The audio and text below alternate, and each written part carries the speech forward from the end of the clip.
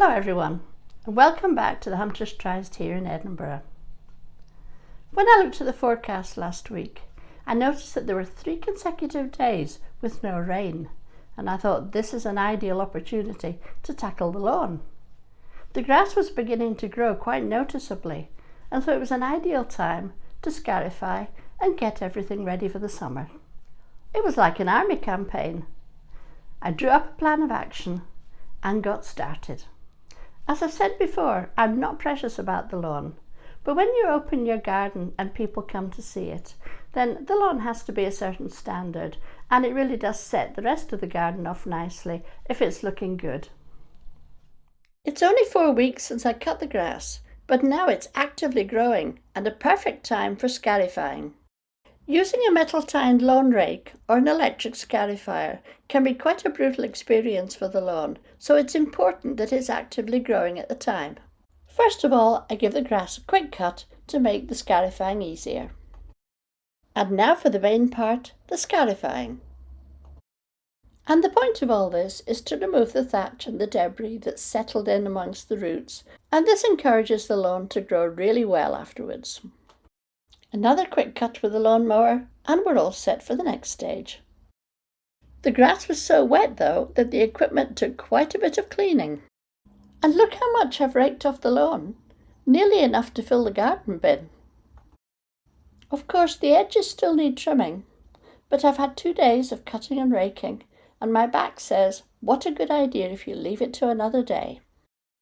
So the next step is to get Roger the robot out of hibernation, clean him up a bit, put some nice sharp new blades on, and get him going for the summer.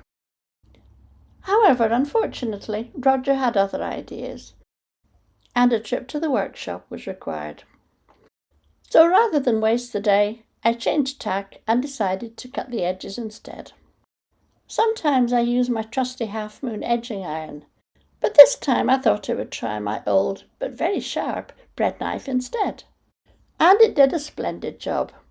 It's always hard work, but as long as the results are good, you don't mind so much. And oh my goodness, doesn't it look a whole lot better? And I was enormously relieved to have Roger back trundling round the garden in just a couple of days. You may be wondering how robots work. Because Roger needs to stay on the lawn, so he needs to know when to stop and where to turn. There is a boundary wire starting and finishing at the charging station, and it's buried just 1 inch or 2 in from the edge. It's not an exact science, but it generally keeps him where he should be. He's timed to run for an hour, and that makes sure that the whole lawn gets cut. And because he runs every day, there's only a tiny amount that gets cut off. So during the summer months, the grass never looks as if it needs cutting, and that's a real bonus. The next question you might have is, how does he get back to the charging station? In addition to the boundary wire, there's another wire, the guide wire, that runs from the charging station across the lawn to the other side, where it joins up with the boundary wire. Now that he's come to the end of his timed hour's cutting, as soon as he crosses the guide wire, he stops, repositions himself, and puts himself into his kennel. And that's where he'll charge up for the next day's cutting. Good night, Roger. I hope this has been helpful to you, and I'll see you again another time when I've got more jobs to do in the garden. Bye-bye.